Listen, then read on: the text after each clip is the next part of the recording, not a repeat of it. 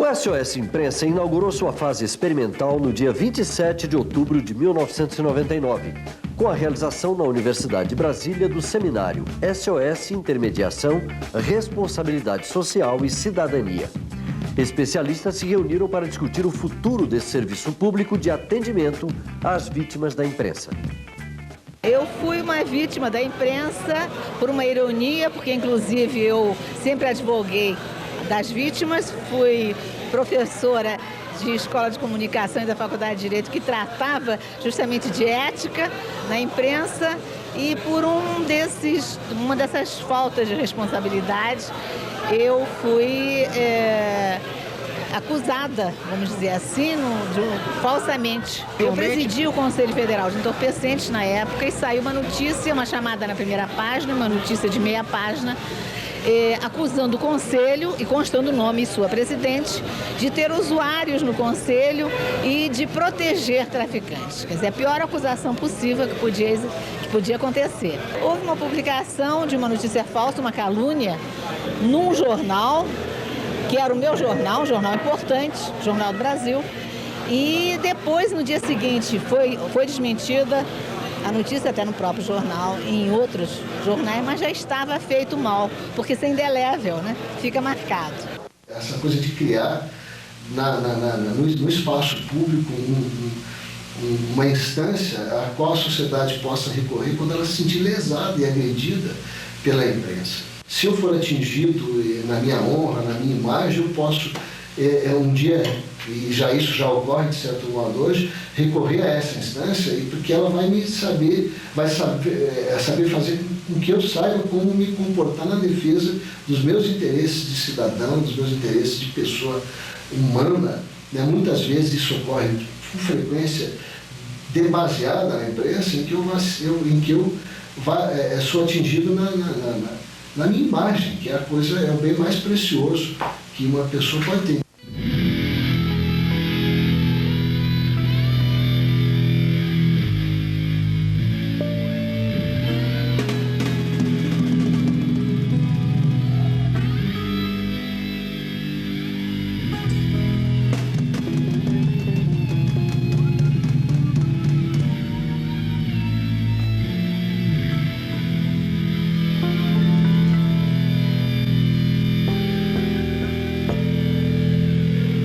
Caso de uma escola de educação infantil, cujos donos foram acusados de abuso sexual dos alunos. E durante 15 dias você teve manchete sobre esse assunto. Você teve delegados com grande vontade de aparecer por trás, alimentando essas notícias. E depois se descobriu que todos esses fatos não eram verdadeiros. E quando a imprensa foi pedir desculpa e tentar fazer uma reparação, se percebeu que esse tipo de erro não tem como se reparar.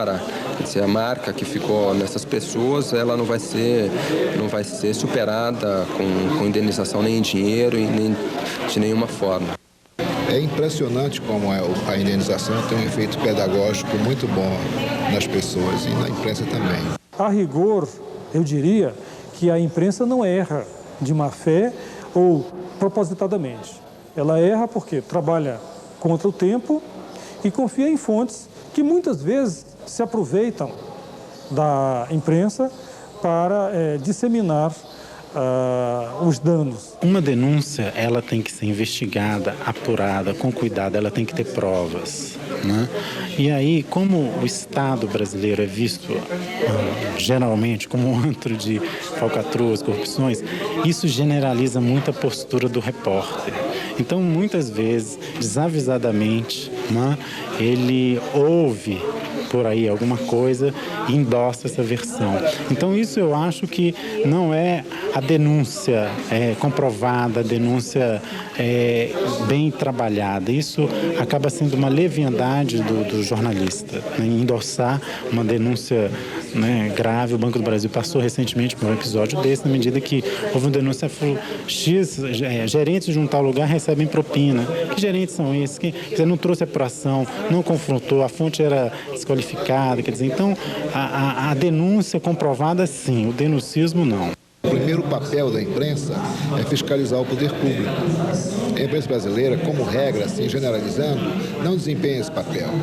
Então, a gente atravessa um período que agora, em função da crise, está sendo amenizado, em que a imprensa brasileira se tornou áulica. Ela é uma imprensa de retaguarda, ela é linha auxiliar do governo federal. Por exemplo, esse processo de privatização não foi corretamente noticiado, não foi discutido, né? Mas, em função de um desvio também grave na imprensa, que é o que eu chamo de apetite caprichoso por escândalos, quando surge uma história que, no fim das contas, é banal, que é o tal do grampo do BN10, aí é um Deus nos acuda, parece que o céu desabou.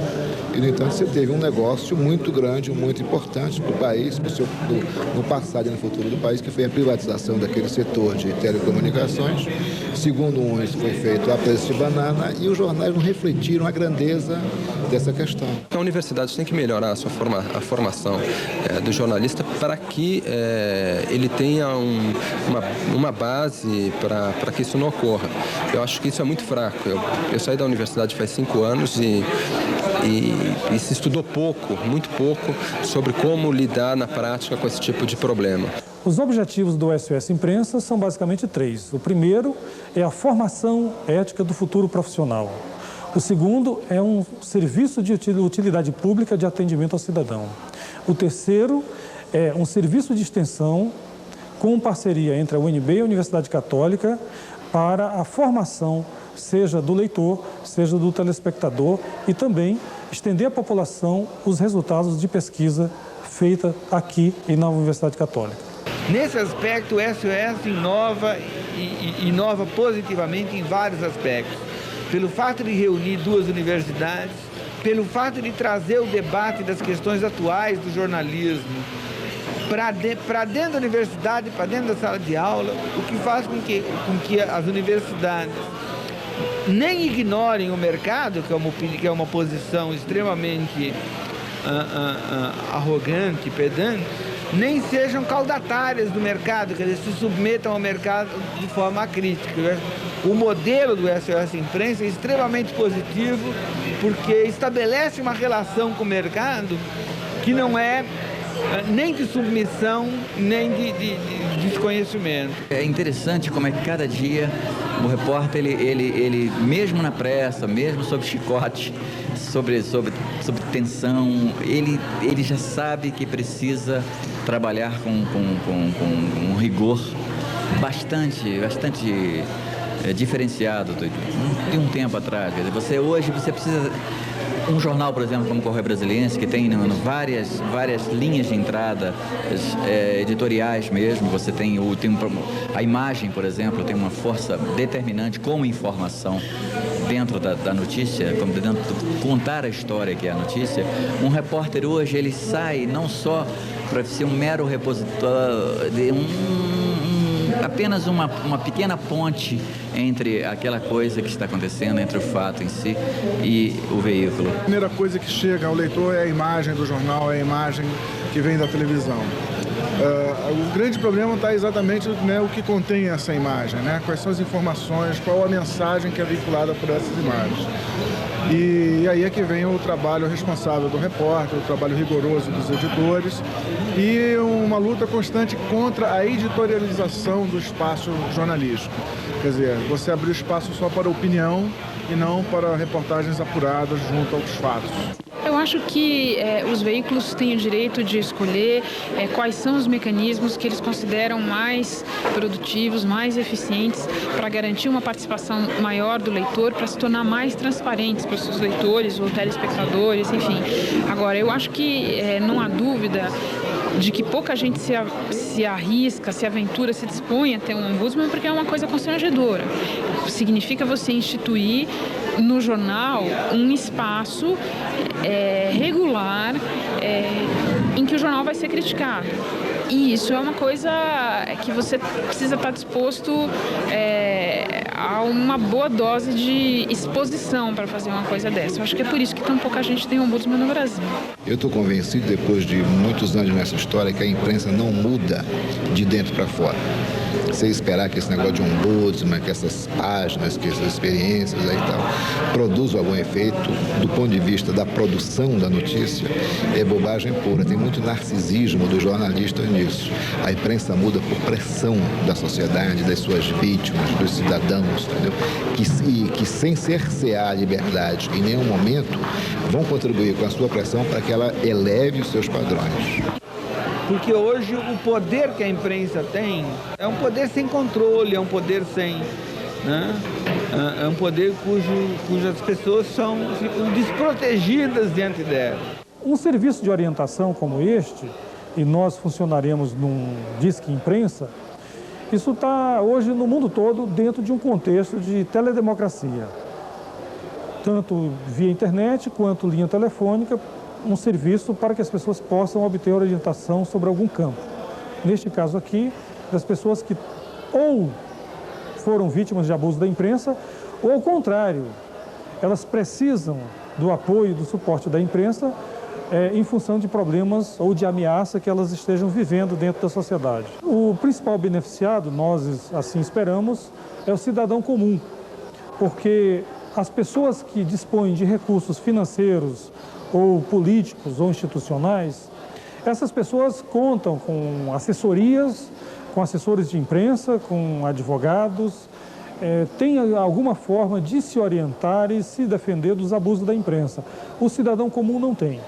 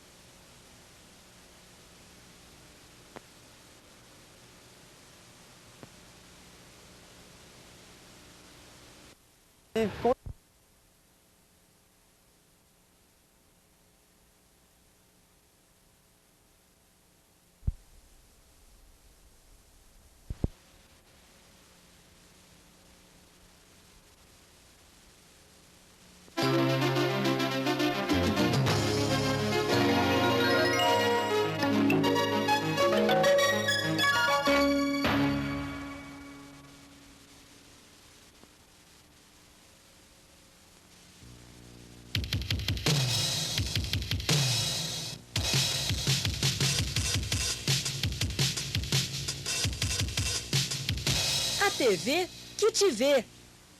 TV? Qual TV? A TV do Telespectador Vivo apresenta o programa Formação do Telespectador. Vivo, é claro.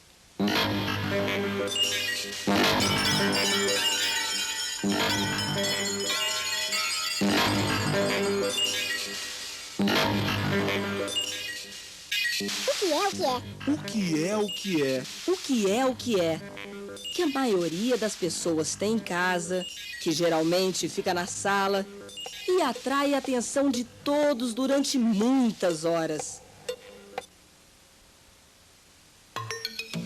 Se você respondeu televisão, você acertou. Se você respondeu qualquer outra coisa, não fique triste. Depois deste programa, você não errará mais.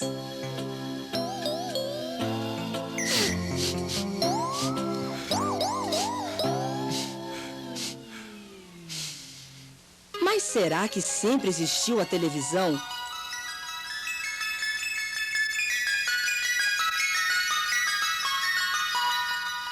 Claro que não. Antigamente havia outras formas de representar, através de imagens, as pessoas, os animais, os acontecimentos, as festas. As imagens servem para que lembremos de pessoas, fatos ou acontecimentos. Através das imagens podemos conhecer coisas novas, lugares e povos distantes.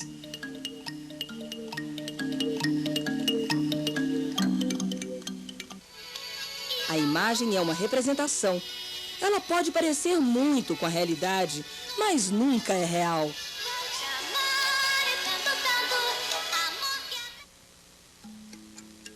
O homem sempre se preocupou em representar a realidade ou suas ideias através de imagens.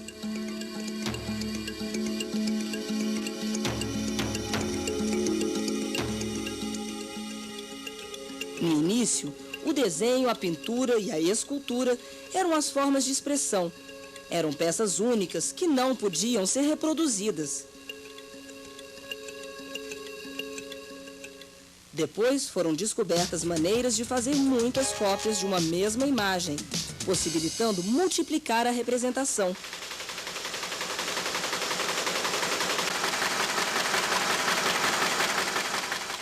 E, enfim, o cinema. A imagem com movimento, que foi uma grande revolução artística e também social.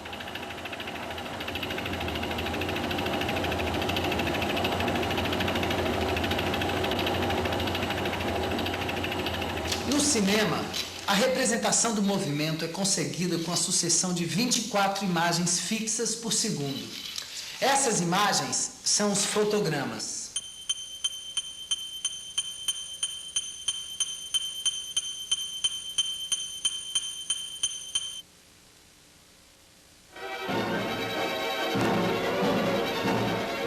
Hoje podemos utilizar todas essas formas de representação. E mais a televisão. Ela veio transformar a vida cotidiana das pessoas. Silvia. Henrique, como vai? A televisão produz imagens e mais imagens e mais imagens sem parar.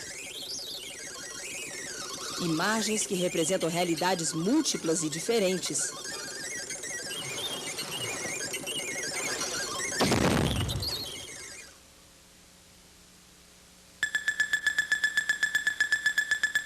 As imagens da televisão são captadas por câmeras que registram eletronicamente sons e imagens. As câmeras gravam sons e imagens em fitas magnéticas para que possamos ver e rever depois. Além disso, a televisão pode transmitir diretamente um programa na mesma hora em que ele está acontecendo. É a transmissão ao vivo, simultânea. E assim, imagens chegam até nós, vindas dos lugares mais distantes, para milhões de pessoas ao mesmo tempo, para você, caro telespectador.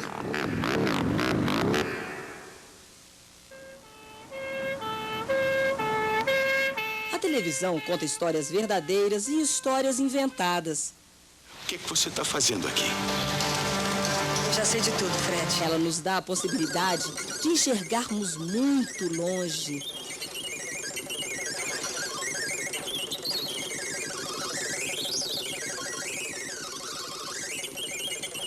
Televisão. Transmissão e recepção de imagens visuais mediante os sinais eletromagnéticos das ondas hertzianas.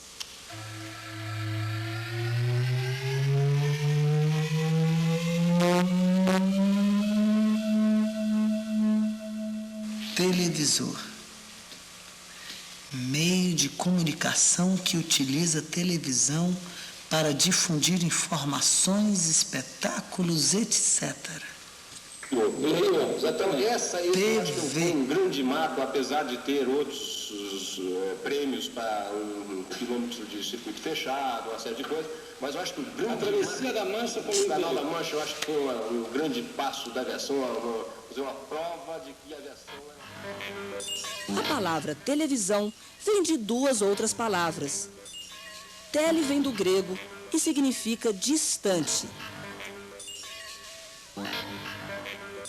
Videre é uma palavra latina que significa ver. Apesar de conhecermos através das imagens muitas realidades diferentes, o que vemos na televisão são apenas imagens. De onde vêm estas imagens?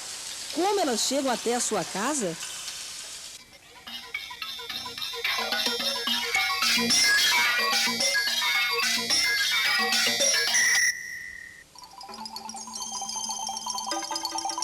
É através do ar que nossas televisões recebem as imagens.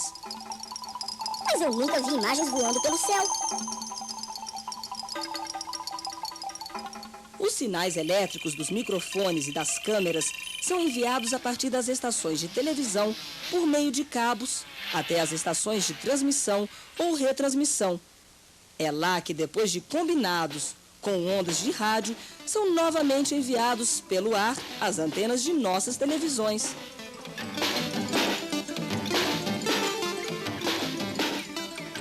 As ondas aéreas emitidas pelos transmissores de televisão percorrem distâncias curtas. Por isso, várias torres, uma ligada à outra, distribuem ondas em cadeia. Mas para distâncias realmente grandes, cabos e torres não dão conta.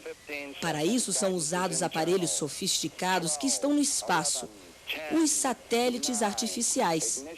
Os satélites recebem as ondas enviadas da Terra por transmissores de grande potência e retransmitem para antenas parabólicas espalhadas por todo o planeta.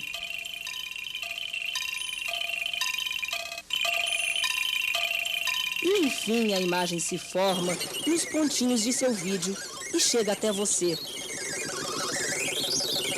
É importante que você saiba que a televisão é um meio de comunicação, assim como o rádio ou o jornal. Em qualquer comunicação, há sempre alguém que transmite uma ideia, o emissor.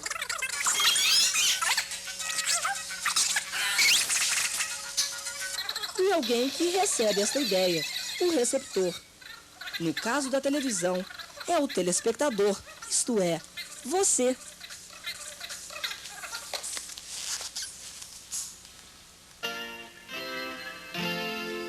E existe o que é transmitido, a mensagem. 30 anos da Declaração dos Direitos das Crianças. É bom lembrar. Toda criança tem direito à vida, sem distinção de raça, religião e nacionalidade. Direito à liberdade. Direito a uma moradia. Direito à saúde. A educação gratuita. E a cuidados especiais. A ser socorrido em primeiro lugar. A ser protegido contra o abandono e exploração no trabalho. A crescer em paz e solidariedade. Criança agora tem lei. Vamos cumpri-la. Mas, para que a mensagem percorra o caminho do emissor ao receptor, é preciso um canal, é preciso máquinas, várias máquinas. A televisão é uma delas, uma máquina muito especial. E para que serve a televisão?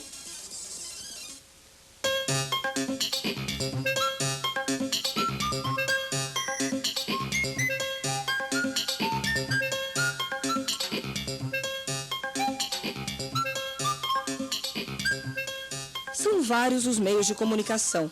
A televisão é um dos mais importantes. Como será que ela funciona?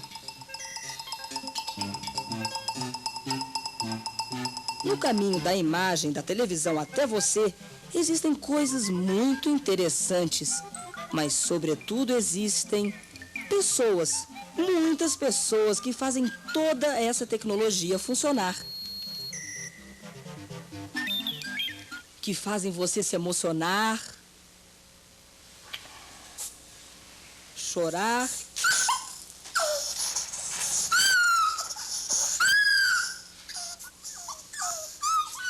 rir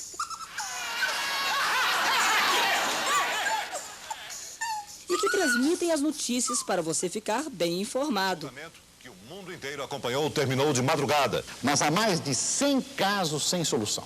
E a cerimônia não teve incidentes. Vamos aos números. O ovo na frigideira. Valeu, Darlene. Tudo bem, tudo bem. A mais importante de todas essas pessoas é você, o telespectador, que é quem vê televisão e para quem a televisão existe. Tito, você devia ter me avisado que Sofia é irmã de Estela. Mas eu também não sabia, mãe. Ator é aquele que representa um tipo, um papel, um personagem em uma história. Bacana você. Os atores são nossos velhos conhecidos. São eles que nos atraem, de quem gostamos, a quem detestamos.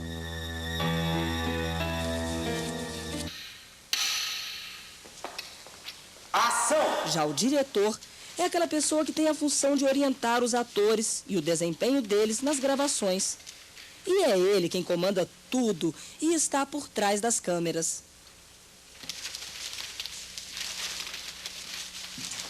Corta!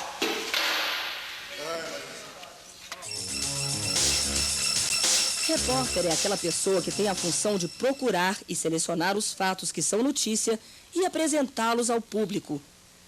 Há 2 mandamentos de para consertar as votação de 16 medidas provisórias. Mas até agora não disseram nada sobre as entradas nas urnas era maior do que o número de eleitores. Além destas e muitas outras pessoas, há máquinas que estão sempre em contato com você.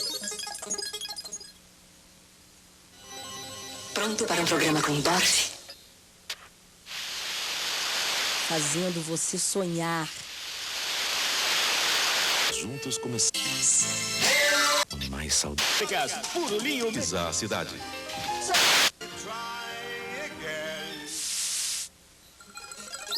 Na televisão tem um botão que permite ao telespectador mudar de canal e escolher sua programação. É o seletor de canais, que temos que aprender a usar mais, muito mais.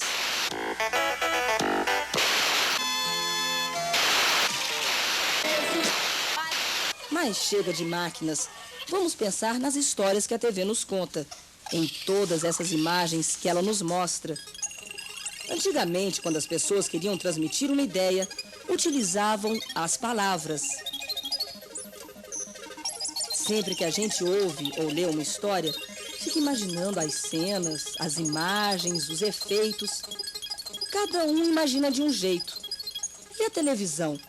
Como é que ela nos conta suas histórias?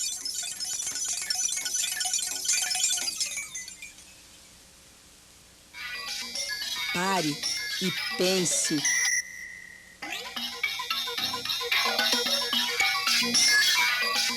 E pense em tudo que você aprendeu aqui, neste programa.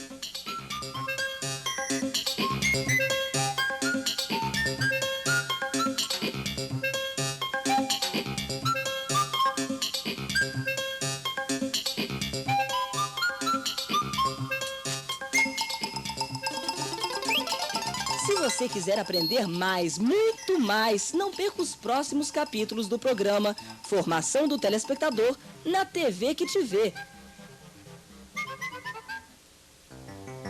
Você verá como a televisão participa da nossa vida.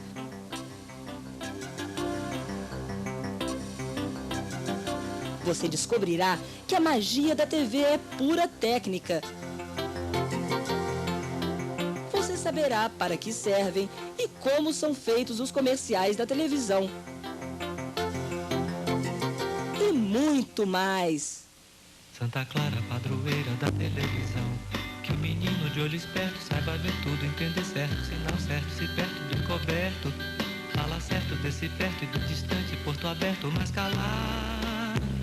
Saber lançar-se num claro instante. Santa Clara, padroeira da televisão. Que a televisão não seja o inferno, interno, ermo, ver no acesso eterno, quase nada, fazer nada. Que a televisão não seja sempre vista como a montra condenada, fenestra sinistra, mas tomada pelo que ela é, de poesia. Quando a tarde cai, onde o meu pai me fez e me criou, ninguém vai saber que cor me dói, que foi e aqui ficou Santa Clara.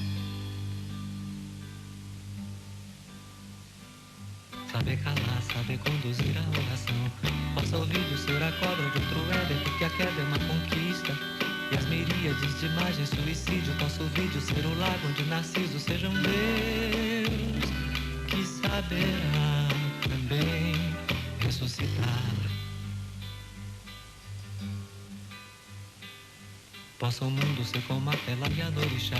A Yalorixá que reconhece o orixá no anúncio. Puxa o canto pro orixá que viu no anúncio. No cowboy, no samurai, no moço nu, na moça nua, no animal, na...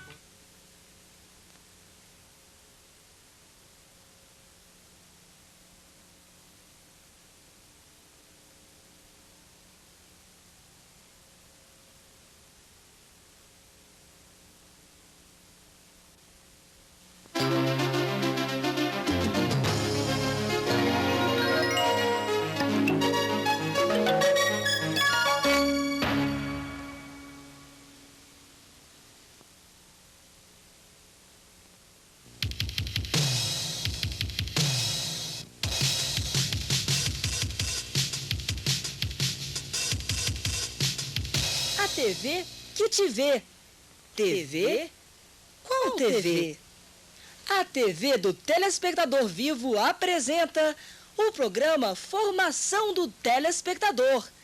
Vivo, é claro.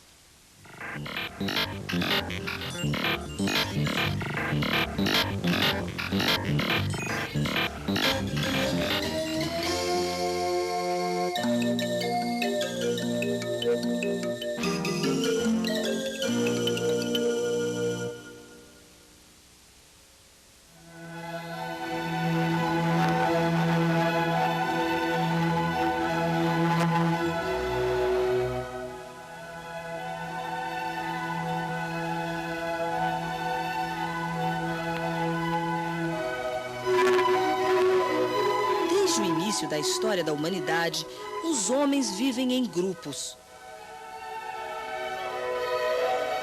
Quando estes grupos passam a viver sobre as mesmas leis, falam a mesma língua e têm os mesmos costumes, dizemos que eles formam uma sociedade. Nas sociedades modernas, a maioria das pessoas vive em cidades. Já não queria palafitas, trapiches, farrapos, filhos da mesma agonia. Oh, e a cidade que tem braços abertos num cartão postal. É do costume dessas pessoas viverem em casas ou apartamentos, quando possível.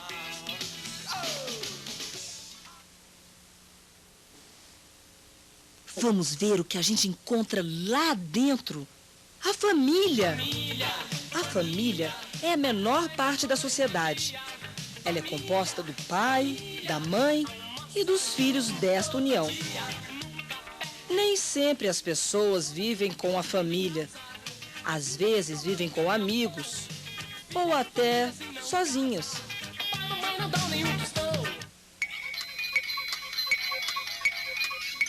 As pessoas dividem seu tempo entre as atividades de trabalho, para comprar aquilo de que precisam para satisfazer suas necessidades,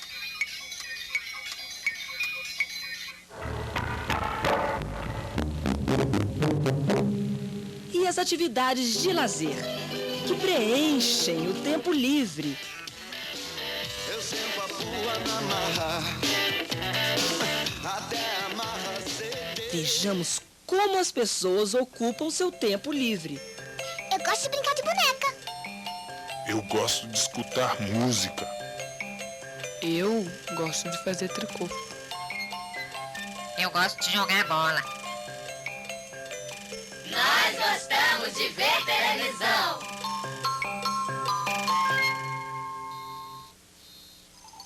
No Brasil existem mais de 28 milhões de televisores.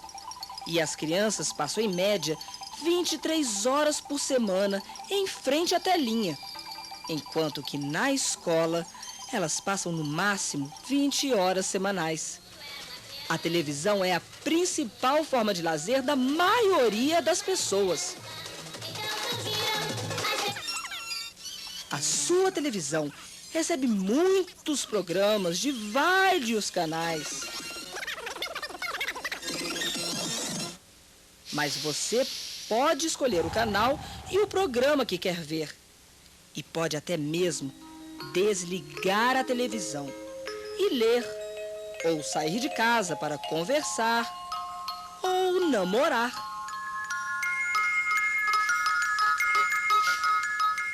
Muitos programas chegam ao mesmo tempo em sua casa, em seu carro, na rua por onde você passa. A televisão está em toda parte. Há programas de todos os tipos, para todas as pessoas, de todas as idades e de todos os gostos. Apesar de tantas diferenças, os programas são muito parecidos. Mas isso não acontece por acaso.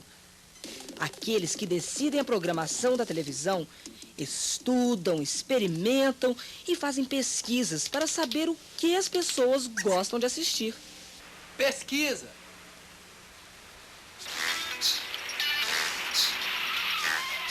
Por exemplo, os programas que passam a partir de uma certa hora da noite são, teoricamente, mais ao gosto dos adultos.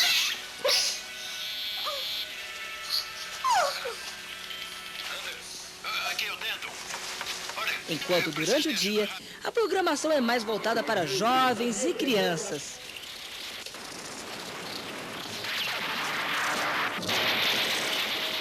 Já alguns tipos de programas, como as novelas, fazem a preferência nacional. E as pessoas param. A senhora assiste alguma novela? Assisto. Qual?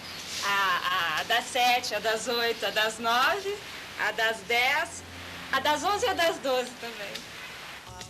Você consegue imaginar por que as pessoas se envolvem tanto com as novelas? Para responder esta pergunta, você precisa primeiro saber o que é uma novela. Mas isso todo mundo sabe.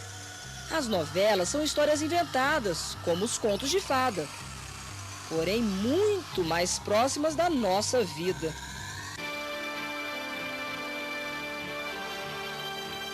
Só que nas novelas, as vidas são vividas por atores que representam personagens imaginários. Obrigada. As novelas passam todos os dias, durante meses, e nos deixam curiosos para saber o que acontecerá nos próximos capítulos. 5 filhos pelo marido. 5. Não são nem 1, nem 2, nem 3, são 5. E o 6º a caminho. E o marido nunca mais apareceu. Bem diferente dos filmes que costumam durar cerca de 2 horas e contam uma história inteira, com começo, meio e fim. As novelas têm a intenção de nos divertir ou emocionar. Por algumas horas, esquecemos nossos problemas, porque estamos ligados nas aventuras dos personagens. Desculpa, mas é que eu precisei atender o interfone. Um navio pegou fogo na Baía de Guanabara, 2 marinheiros morreram. 28 presos no piquete de grevistas da construção civil. E agora veja como nos telejornais as coisas são bem diferentes. Aqui fala o seu repórteraço, testemunha ocular da história. No telejornal, não existem personagens vividos por atores.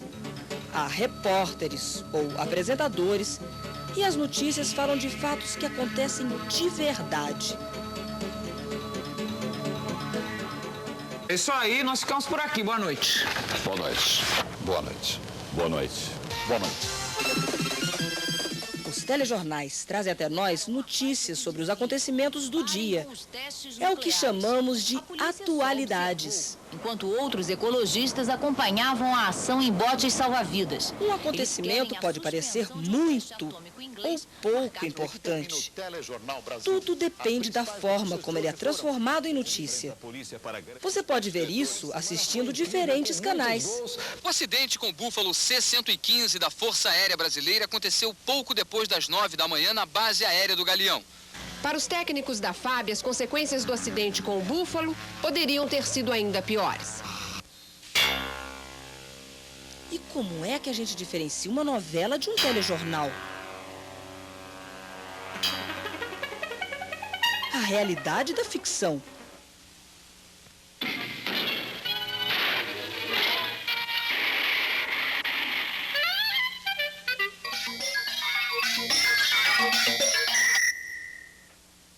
E qual a diferença entre um telejornal e um documentário? Os documentários também mostram fatos reais. A diferença é que estudam o tema durante mais tempo e apresentam mais detalhes, aprofundam a discussão. Num documentário, por exemplo, você pode ficar sabendo... Na Amazônia, um homem entra no meio da mata armado. Daqui a pouco, uma árvore de quase 100 anos estará morta. E o que você acha dos programas de entrevistas, debates e análises? Nestes programas, as pessoas apresentam suas opiniões sobre um determinado assunto. Sim, porque o roqueiro, a ideia que se tem do roqueiro é uma ideia comportamental que pode ser econômico, político ou cultural.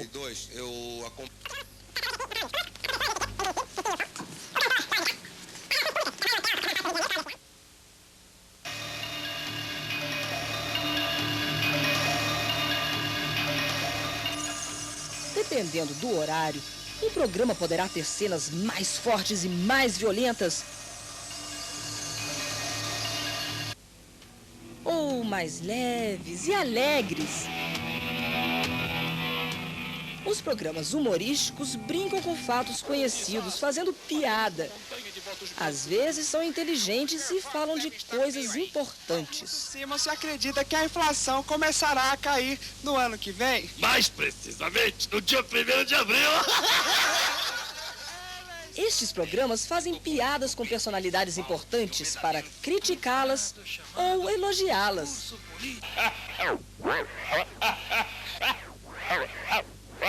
Há outro tipo de programa que brinca com o público.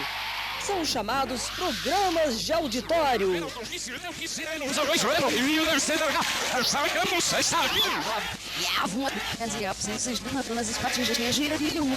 São programas que apresentam adivinhações, calouros, jogos, artistas convidados.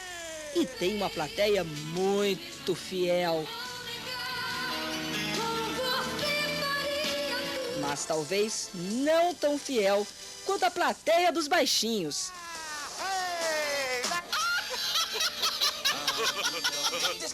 Os programas infantis, como as novelas e os telejornais, alcançam uma grande audiência. Isto é, são vistos por um grande número de crianças e adolescentes.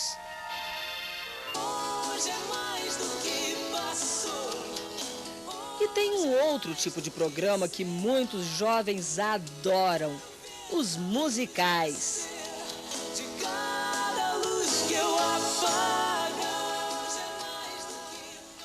O desenho é a arte de representar objetos, pessoas, coisas, através de linhas, cores e sombras. E você sabe quem está por trás de tudo isso? Não sabe? O criador, o escritor, o desenhista. Veja como os desenhos podem ser bem diferentes da realidade, fantásticos e imaginários. No desenho, os personagens são incansáveis, imortais, invencíveis, estão sempre prontos para recomeçar. Mas, na realidade, as pessoas e você que assiste ao nosso programa não são incansáveis. Eu sei.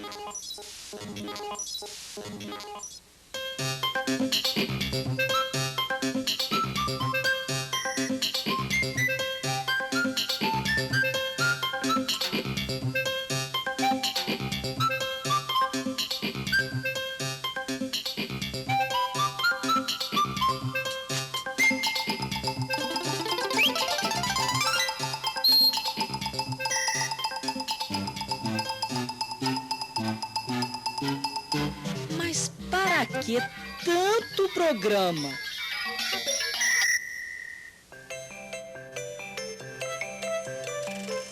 O mais importante de tudo é que, apesar dos programas serem parecidos, você pode e deve escolher os programas de sua preferência.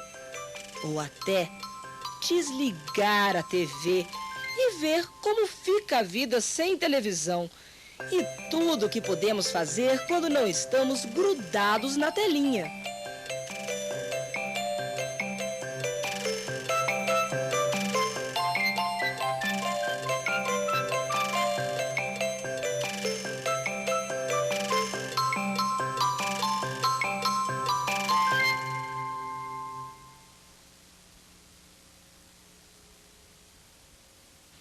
Santa Clara, padroeira da televisão, que o menino de olho esperto saiba ver tudo, entender certo, sinal certo, se perto do encoberto, fala certo desse perto e do distante, porto aberto, mas calar, saber lançar-se num claro instante.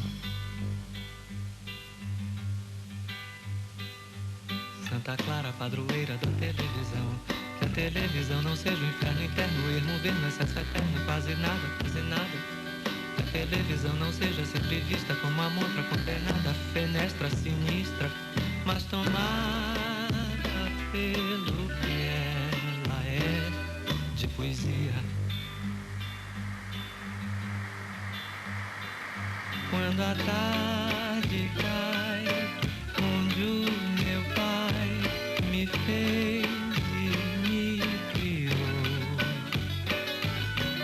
ninguém vai saber que cor me dói, e foi, e aqui ficou Santa Clara. Saber calar, saber conduzir a oração, possa ouvir do ser a cobra de outro Éden, porque a queda é uma conquista.